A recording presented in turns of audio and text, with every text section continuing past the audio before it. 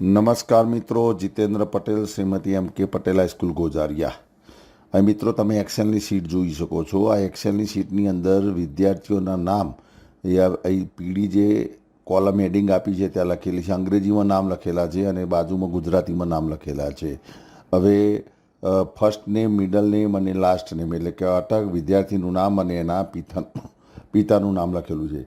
હવે ઘણી વખતે આપણે શું કરવાનું હોય છે કે ફર્સ્ટ નેમ અલગ કરવું છે, મિડલ નેમ અલગ કરવું છે, લાસ્ટ નેમ અલગ કરવું છે. તો એના માટે કન્ડિશન ફોર્મ્યુલાથી તો આપણે અગાઉના વિડીયોની અંદર જોયું હતું, પરંતુ આની અંદર આપણે એક્સેલની જ અંદર એક ફેસિલિટી આપેલી છે. એ ફેસિલિટીનો ઉપયોગ કરીને કેવી રીતે સરળતાથી કરી શકાય આપણે જોઈશું. તો ધારો કે આપણે ફર્સ્ટ નેમ અલગ કરવું છે, તો એ બધામાં ફર્સ્ટ નેમ જે આપેલા છે એના પછી સ્પેસ છોડેલી છે. એટલે આપણે પહેલાં ફર્સ્ટ નેમ અહીં લખેલું છે રબારી આયુષી ભરતભાઈ. તો રબારી એ ફર્સ્ટ નેમ છે, તો આપણે અહીં લખીશું રબારી. હવે અહીં આપણે રબારી લખ્યા પછી અહીં આપણે રબારી લખ્યું. હવે અહીં તમે જુઓ ઉપર અહીં આ જે બધા મેનુ આપેલા છે, અહીં શોર્ટકટ આપેલા છે, એમાં એક ફિલ નામનું એક ઓપ્શન આપેલું છે.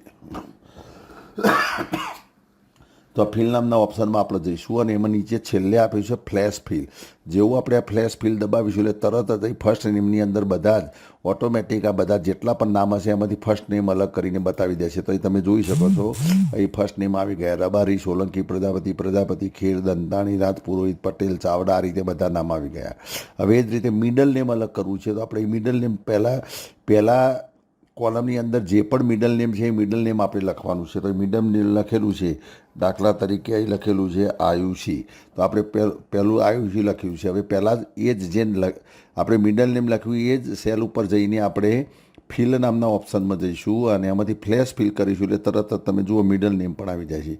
અને એ જ રીતે તમારે લાસ્ટ નેમ અલગ કરવું હોય તો એ લાસ્ટ નેમ એના પિતાનું નામ લખેલું છે, તો આપણે એ જ રીતે જે નામ છે એ લખીશું અને તરત જ આપણે ફ્લેશ ફિલનું ઓપ્શન બતાવીશું. તો એ ફિલના અંદર ફ્લેશ ફિલ કરીશું એટલે તરત જ એના પિતાનું નામ અલગ થઈ જાય છે. તો આ રીતે એવું નથી કે અંગ્રેજીમાં જ થાય છે. માની લો કે તમારે ગુજરાતીમાં અટક જુદી પાડવી છે, તો તમારે જે ગુજરાતી નામ આપેલું છે તો ગુજરાતીની અંદર ધારો કે જે અટક છે હું અટક ધારો કે પહેલાં લઈ લઉં છું એથી કોપી પેસ્ટ કરીને, કે જેથી મારે લખવી ના પડે. તો ચાલો આપણે આ કોપી કરીને અહીંયા આપણે પેસ્ટ કર્યું છે.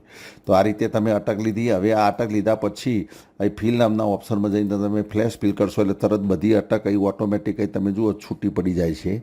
તો આ નામ આખું છે, તો આખા નામમાંથી એની અટક એટલે કે ફર્સ્ટ નેમ તરીકે અટક લીધેલી છે, અટક જુદી પડે છે. એ જ રીતે મિડલ નેમની અંદર તમે આ મિડલ નેમ તમે અહીંથી કોપી મારશો.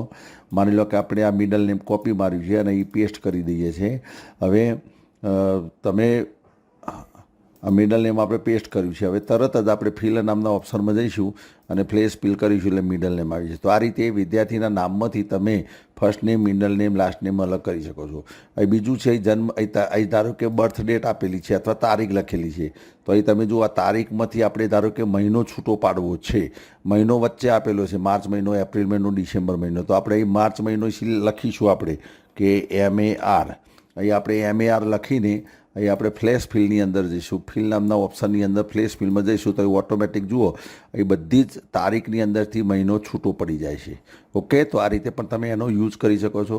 હવે અહીં ધારો કે આધાર નંબર આપેલા છે, 12 અંકના આધાર નંબર અહીં તમે જોઈ શકો છો, 12 અંકના આધાર નંબર. હવે સામાન્ય રીતે આધાર નંબર અહીં સળંગ લખેલા છે 12 અંક, પણ આપણા ચોક્કસ પેટર્નની અંદર એને ગોઠવવા છે. તો અહીં જે પણ નંબર આપેલો છે, આ ધારો કે આ નંબર હું કોપી મારી દઉં છું અને આ જ નંબરના અહીં હું પેટર્ન સ્વરૂપે લખું છું. જે પ્રમાણે મારે પેટર્ન જનરલી શું હોય છે 4 નંબર પછી થોડી જગ્યા રાખીએ છીએ આપણે, જે આધાર નંબર આધાર કાર્ડની અંદર હોય છે, પછી પાછા 4 નંબર એને પેટર્ન રાખી. તો આ રીતે મેં પેટર્ન રાખી છે. હવે મારે બધા જ આધાર કાર્ડ નંબર છે એમાં આ પેટર્ન બનાવી દેવી છે, તો એ મારે ફ્લેશ ફિલની અંદર જવાનું છે અને ફ્લેશ ફિલ કરશો એટલે બધા જ તમે જો એક સાથે એક જ સેમ પેટર્નની અંદર ગોઠવાઈ જાય છે. તો આ રીતે આ ફ્લેશ ફિલ ઓપ્શન એક આપેલું છે જેનો ઉપયોગ કરીને તમે તમારું કામ સરળ કરી શકો. આભાર. જય હિન્દ, જય ભારત.